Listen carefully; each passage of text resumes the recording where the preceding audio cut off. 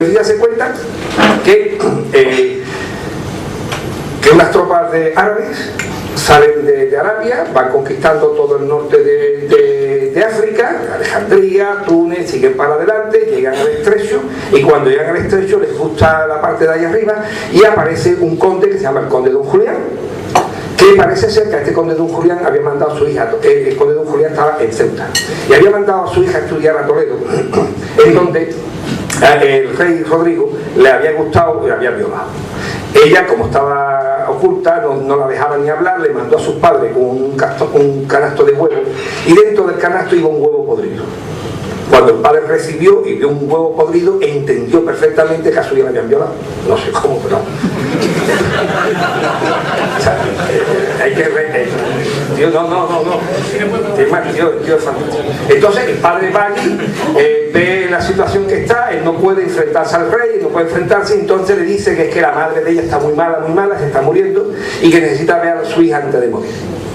El rey accede a que se lleva a su hija para que su madre pueda morir tranquila con su hija al lado, y cuando se la lleva, el Dios revelado hace que los moros invadan España y se queden con España.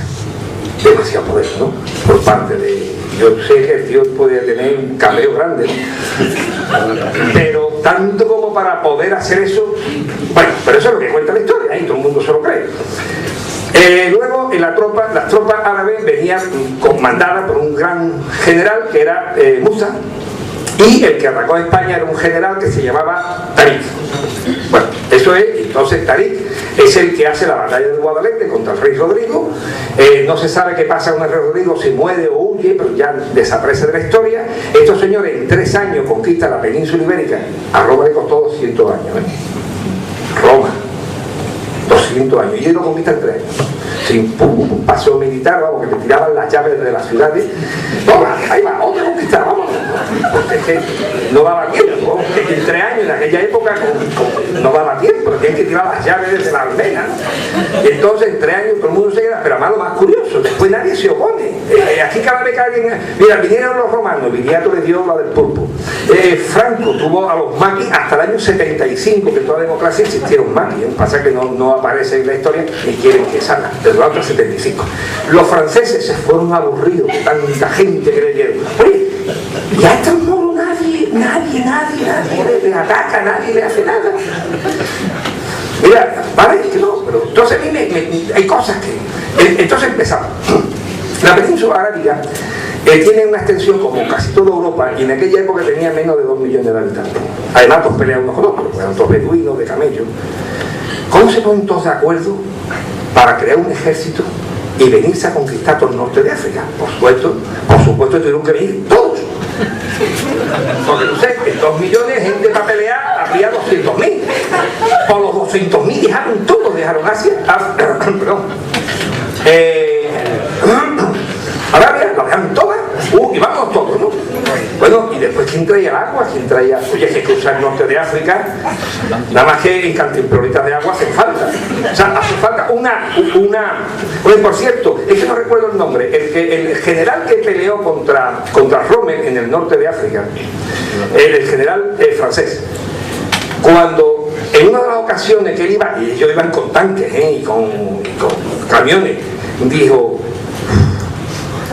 ¿no sabes tú que yo no me creo que a esto se cruzara una gente a camello ni a caballo, un ejército en el 700? O sea, él mismo lo dijo, no creo que esto... O sea, soy yo con tanques y con camiones, y nos está costando sangre. O sea, esto es imposible, o sea, esto no se puede cruzar con caballos. Claro, es que nada más que para la logística necesitarían estar llevando barcos constantemente, y los árabes no eran marineros en esa época, no sabían de barcos, eran del desierto.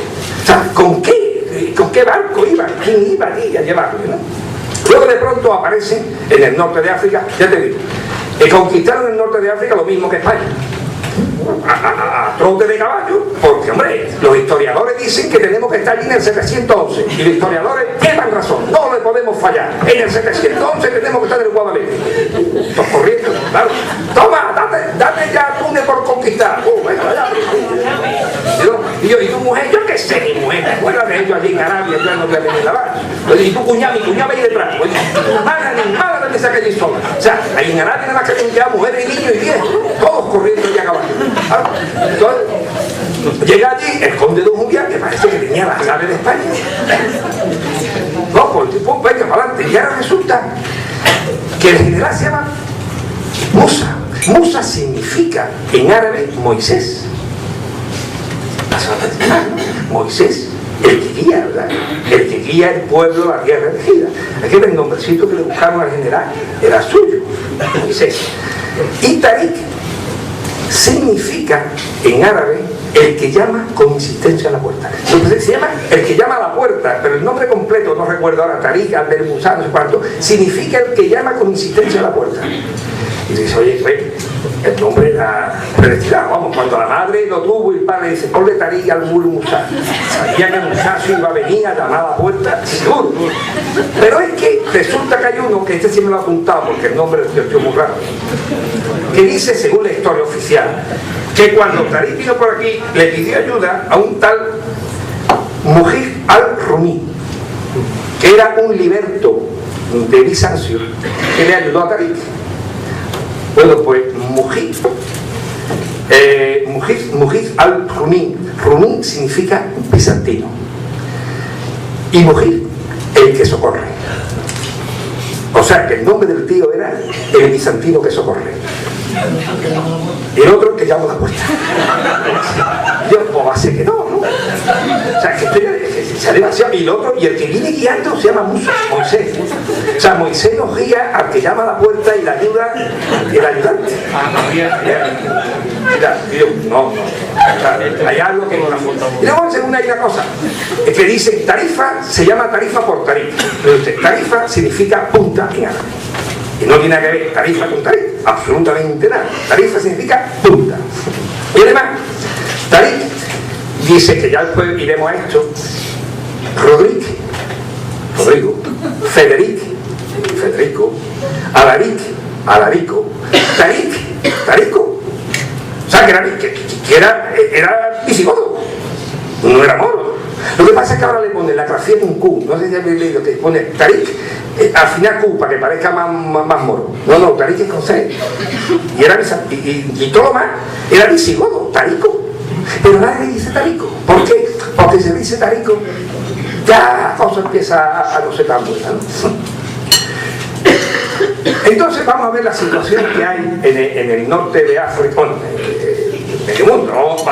Vamos a ver un poquito la historia rápidamente. Los visigodos entran en España no porque invadan. Los visigodos entran en España porque Roma, que en su última época, Roma, el imperio occidental, la cosa andaba mala de billete, y entonces no tenían ya un ejército regular, y recurrieron a los mercenarios. Y además, como resulta que los visigodos estaban presionando la frontera, pues le dice, mira una cosa, se venís como ejército de mercenarios a España, se quedáis allí, me dejáis de dar por culo en la frontera, y allí estáis. Y fue el trato que tuvieron. O sea, los visigodos vinieron a España como un ejército de mercenarios al servicio de Roma. Y llegaron aquí allá sobre los principios del siglo V, o sea, 410 por ahí llegaron. Y se quedaron aquí, pero pagados por Roma y al servicio de Roma. Cuando Roma cae, el Roma occidental, no el Imperio Romano de Oriente, que se mantiene hasta finales del siglo XV, sino que yo, según los historiadores, le dan un año del 476, más o menos, porque fue el año que lo conquistaron, se conquistó Roma.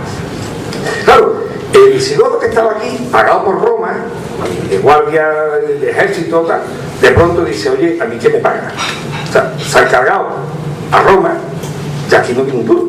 O sea, nosotros nos quedamos. Y es que la vida real es así. O sea, al final, nosotros estamos viviendo ahora mismo un periodo de la historia, pero la vivimos según nuestra conveniencia del momento.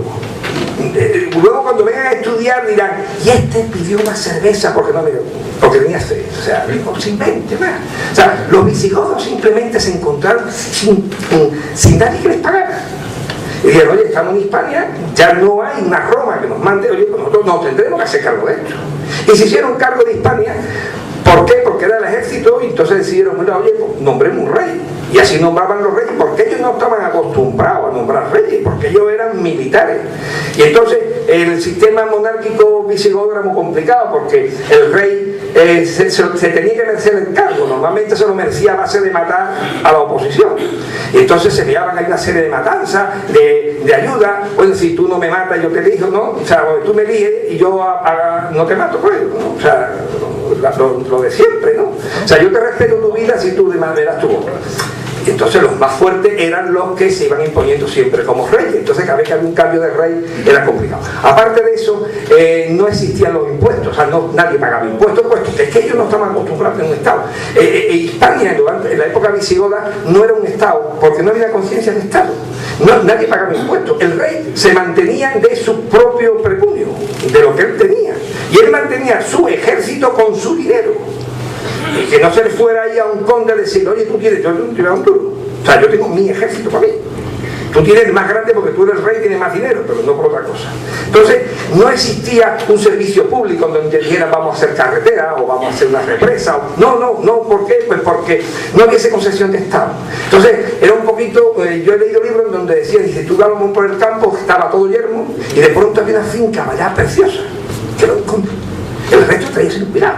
O sea, él único lo que preocupaba era aquello. Y entonces se vivió una época un poquito de supervivencia. La gente se iba al campo, ¿por qué? Porque en el campo estaba la comida. La gente comía, vivía, y a vivir, que son 2 días. Entonces resulta que si tú vas al Museo de Jerez, te encontrarás de la época romana un no sé cuánto joyas de oro, época visigoda, un capitel de ladrillo, un cinturón de hierro, poco más. ¿Por qué? Pues porque no, bueno, por supuesto ni un cántaro, o sea, por el cántaro que era el sistema de transporte, ¿no? Ya no se transportaba nada. O sea, lo que yo decía en mi campo era para comérmelo yo, no había excedente para exportar. Entonces, es una época de supervivencia, posiblemente la más feliz. Pues cuando uno vive para sobrevivir tampoco pasa nada. Y vive uno más feliz porque no tiene problema de alguien encima tuya que te está diciendo saca más producción, vamos a hacer de vaina, sino que tu planta, tu lechuga te las coges y mañana cuando amanezca ya veremos si me como también la gallina. Que yo veo un sistema mucho más que tampoco tenemos por qué decir, criticar, no, posiblemente fuese una época bonita, ¿no? de haber vivido. Bueno, eso es lo que nos queda como los mercados sin azúcar. Vamos a una economía de supervivencia, así que íbamos a buscar una chiquita, a procurar que tengan una encina para poderse como que se la algarroba, la bellota, y como los mercados siguen apretando, vamos a otra economía de supervivencia, que lo que es cambio de sistema. O sea, si el sistema revienta, la población, ¿qué es lo que hace? Irse a una economía de supervivencia. Y seguiremos adelante, o sea, que no crean que nadie se va a morir, o seguiremos como podamos y ya está, cambiaremos de mentalidad. Bueno, pues esa es la situación que estaba en España.